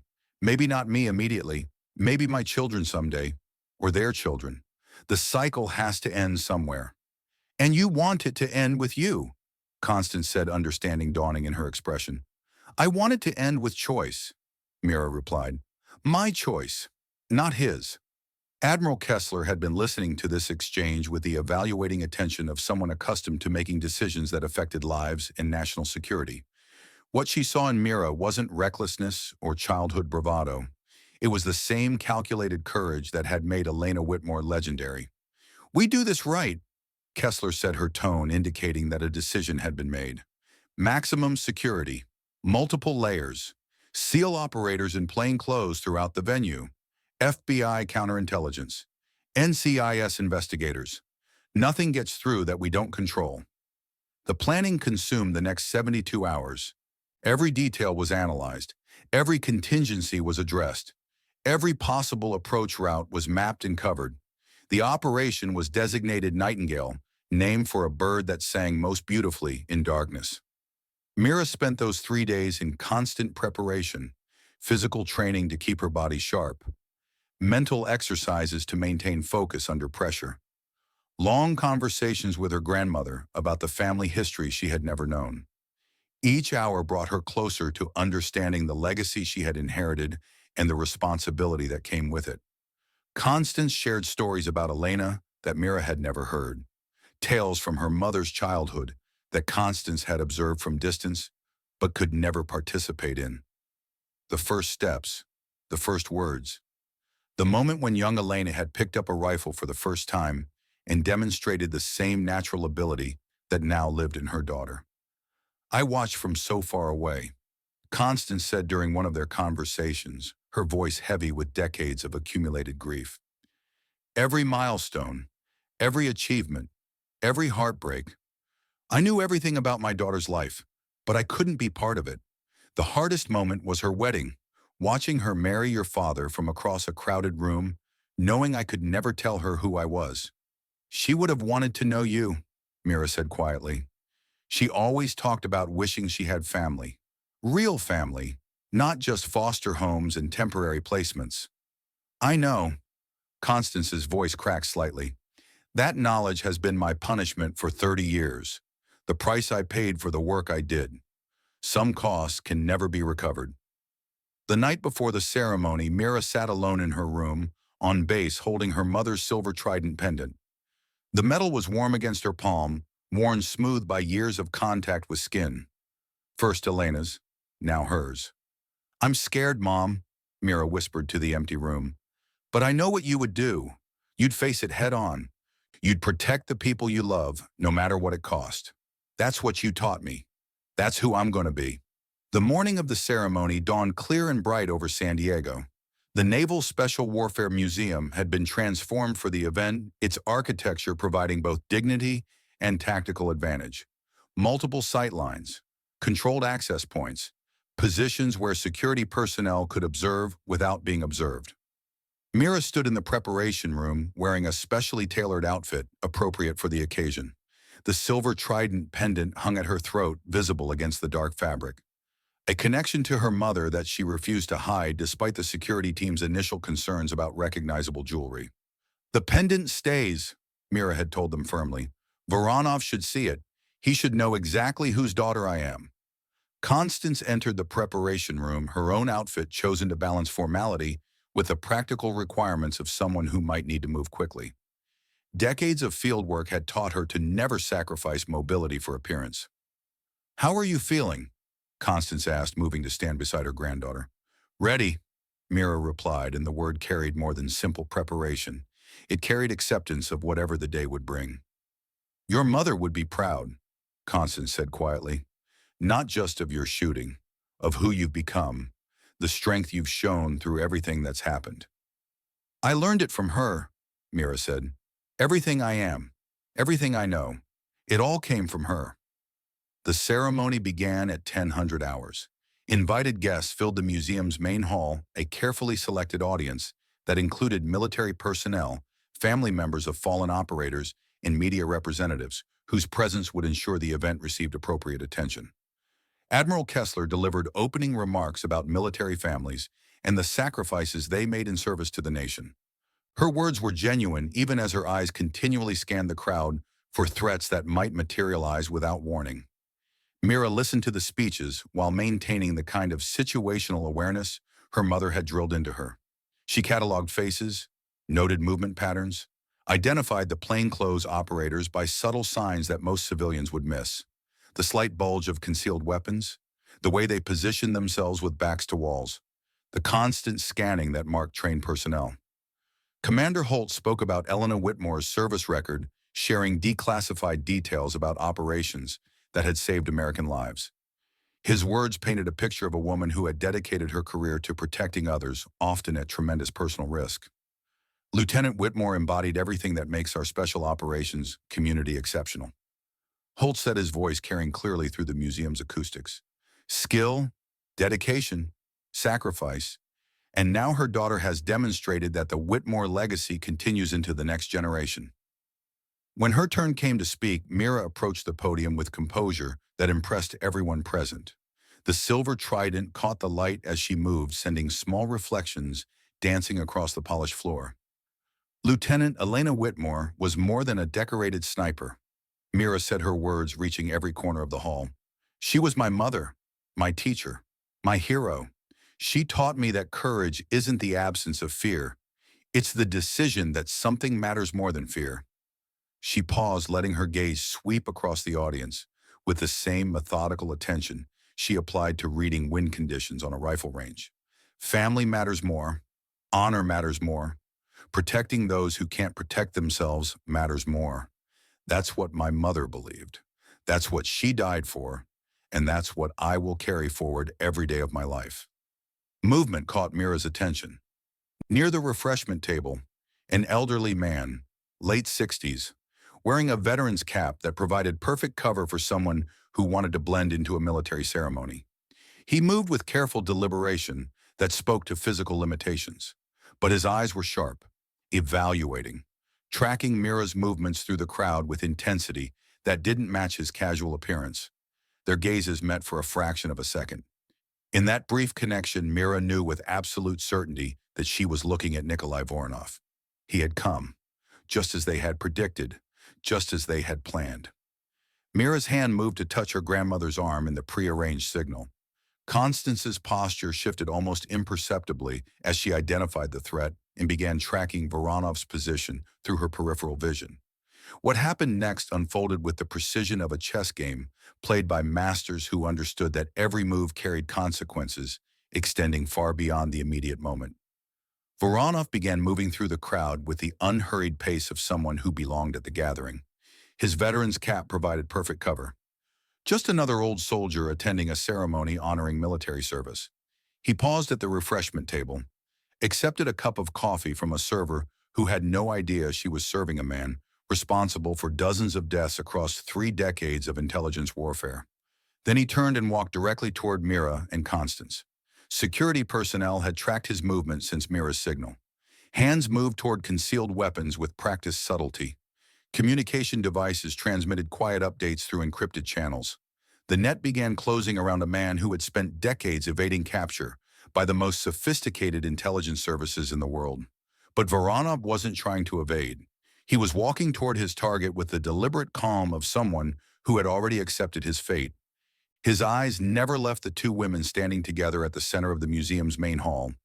He stopped 10 feet from where 3 generations of Whitmore women stood together for the first time in history. His expression carried something complex. Hatred, certainly, but also something that might have been respect. Recognition of worthy opponents in a conflict that had consumed his entire adult life. Constance. Voronov said, his accent thick with Russian heritage that decades in the West hadn't erased. You look well, considering everything that has happened between us. Nikolai. Constance's voice carried no fear, only the measured assessment of someone facing a familiar enemy after years of shadow warfare. You've traveled a long way for this meeting. Cancer gives one perspective. Voronov replied with disturbing casualness, as though discussing weather rather than terminal illness. Time to settle old accounts before the body fails completely. You understand this, I think. The need for closure before the end. I understand obsession, Constance said, and I understand that you killed my daughter to hurt me. I killed Elena Whitmore because she killed my son. Voronov's voice carried no apology, no regret, only the cold logic of vendetta that transcended individual lives and stretched across generations. Just as you killed my brother in Berlin, this is the world we made together, Constance. Actions have consequences that echo through time. Mira stepped forward, drawing Voronov's attention away from her grandmother. The movement was deliberate, calculated, designed to establish herself as a participant in this confrontation, rather than merely a bystander to be protected. So what now? Mira asked, her voice carrying clearly, despite the tension crackling through the air. You came here to kill a 12-year-old girl, to complete your revenge by murdering a child. Voronov's expression showed something that might have been surprise, perhaps offense. The question had touched something in him that his obsession hadn't completely destroyed. Some remnant of the man he had been before decades of shadow warfare had stripped away everything except hatred and mission. I am not a monster who murders children, he said with dignity that seemed incongruous given his history. Whatever you believe about me, whatever your grandmother has told you about our conflict, I have never targeted innocents.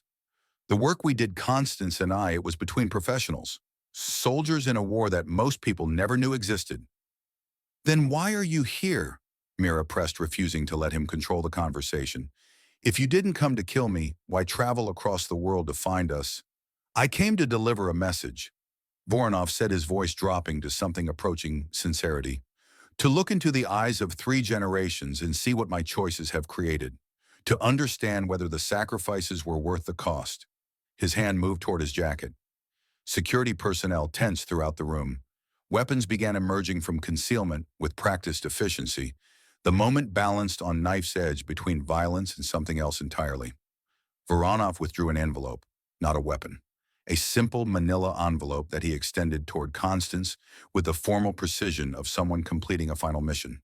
This contains information about the operation that killed Elena, Voronov said. The full truth about what happened in Afghanistan. Names, dates, the intelligence that was deliberately withheld from the official investigation. Everything your government didn't want you to know about how your daughter really died. Constance took the envelope without breaking eye contact with the man who had been her enemy for 30 years.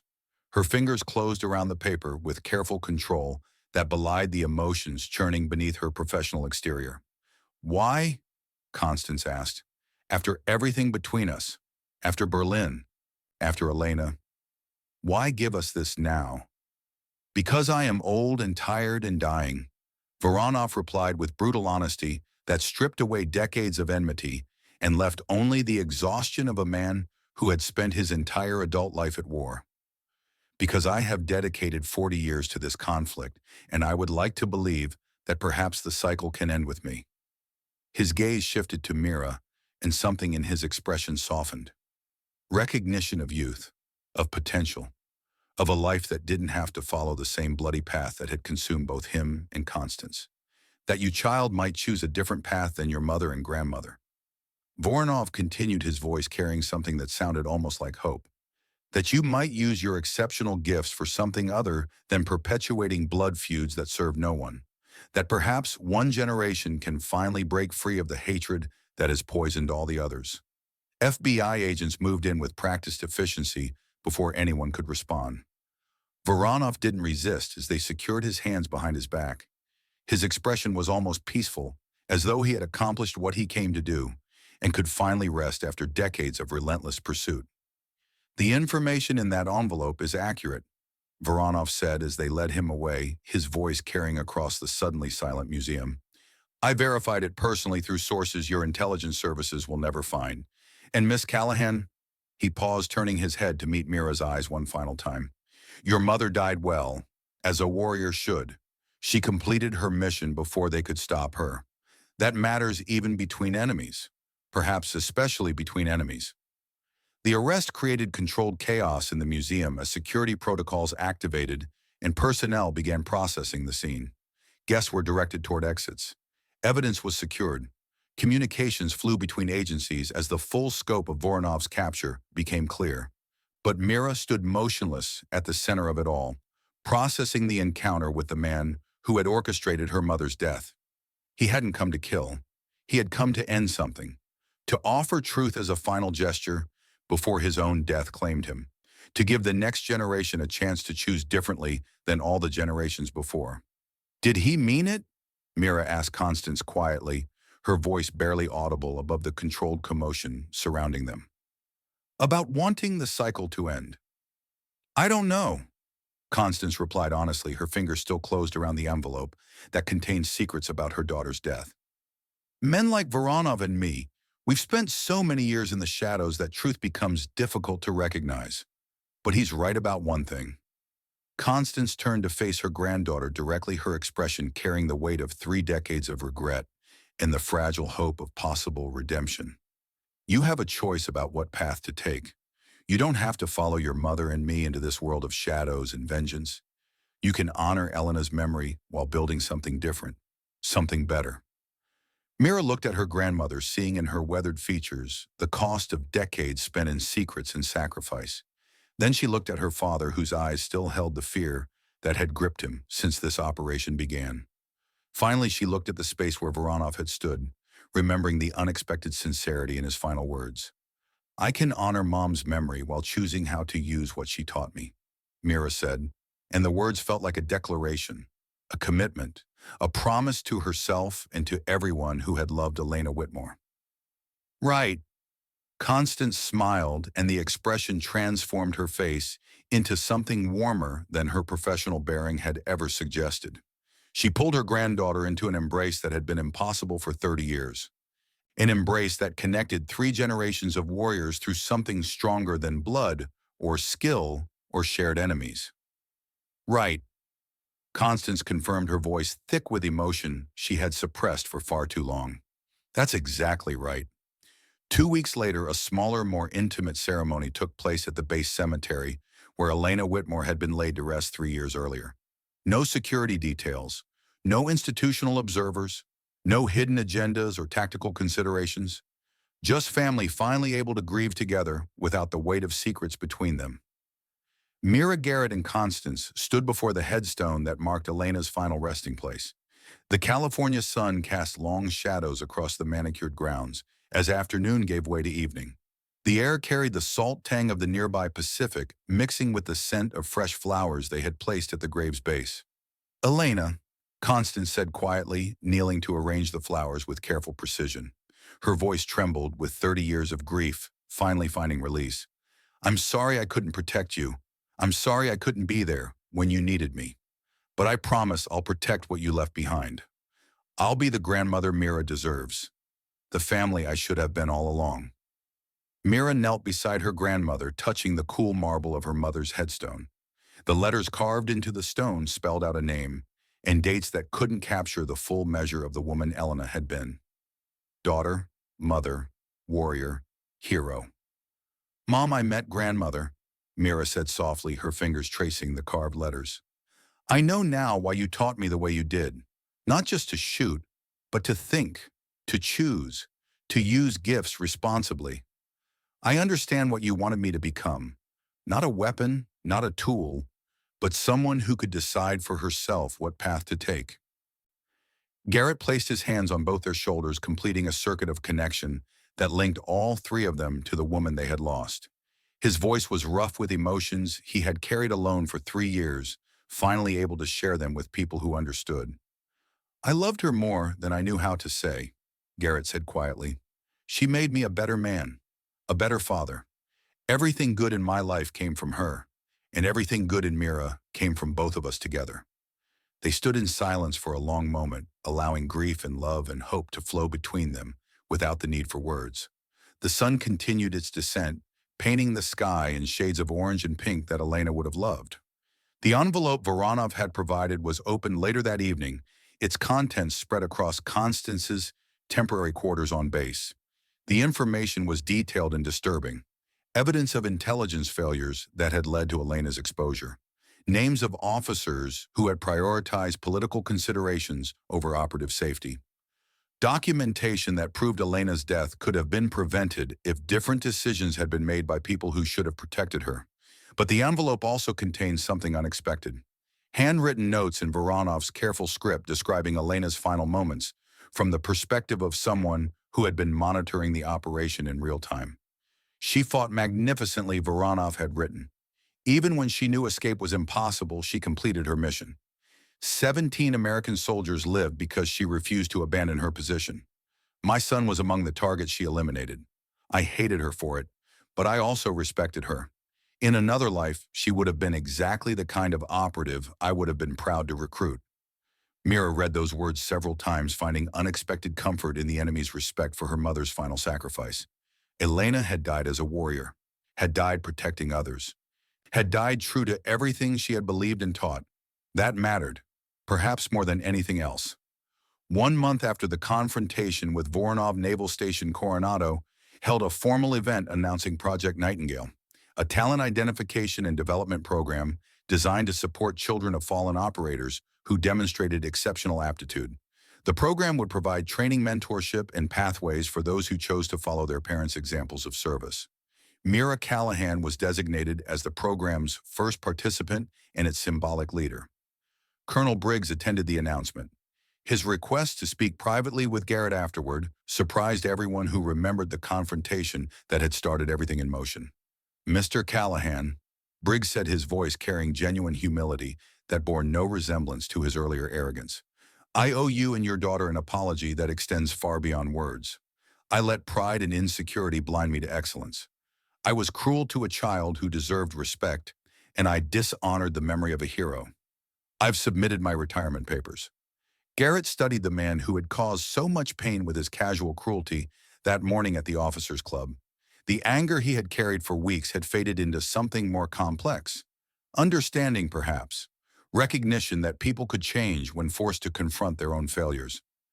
Colonel Mira taught us all something that day, Garrett replied. Maybe that lesson is worth more than your retirement. Briggs looked surprised, then grateful. The tension in his shoulders eased slightly as he absorbed the possibility of redemption rather than punishment. I have a daughter, Briggs said quietly, 14 years old. We haven't spoken since the divorce. Watching Mira, seeing the relationship you have with her, it made me realize what I've been missing, what I've been throwing away. Then maybe the lesson you learned is exactly what you needed, Garrett said. Go find your daughter, Colonel. Tell her what you told me. See if she's willing to give you another chance. Brennan prepared to return to his home the following day, his consulting work at Coronado complete. Mira found him in the parking lot loading his truck with the methodical efficiency of someone who had spent decades packing for deployments. Sergeant Major, Mira called out. You're leaving. Brennan turned, his weathered face softening when he saw her. My job here is done, kid. You don't need an old Cold War relic hanging around. Mira crossed the parking lot and hugged him, surprising them both with the intensity of the embrace. Thank you for believing in me, for seeing Mom in me when others only saw a child. Brennan's eyes were wet when she pulled back, emotions he had spent decades suppressing, suddenly too close to the surface to control. Easiest thing I ever did, he replied gruffly, his voice rough with feeling he couldn't quite hide. You're the real deal, Mira. Just remember what I told you. Being a warrior is about more than shooting. Mira recited the words, carrying the weight of everything Brennan had taught her through example rather than instruction. It's about character. My mother understood that. My grandmother understands that. Make sure you do too. Brennan finished, reaching out to place a weathered hand on her shoulder. You've got more potential than anyone I've ever trained. Don't waste it on revenge or hatred or any of the things that consume people like Voronov. Use it to build something, to protect something, to be something that makes the world a little bit better than you found it. I will, Mira promised. I will. 6 months later, golden light spilled across the California landscape as evening approached, painting the range in shades of amber and bronze. Mira stood at Precision Point Range with her grandmother, the same facility where everything had begun, but transformed now by everything that had happened since. She settled into position behind a rifle, her movements carrying the fluid efficiency of someone who had spent months refining technique under expert instruction.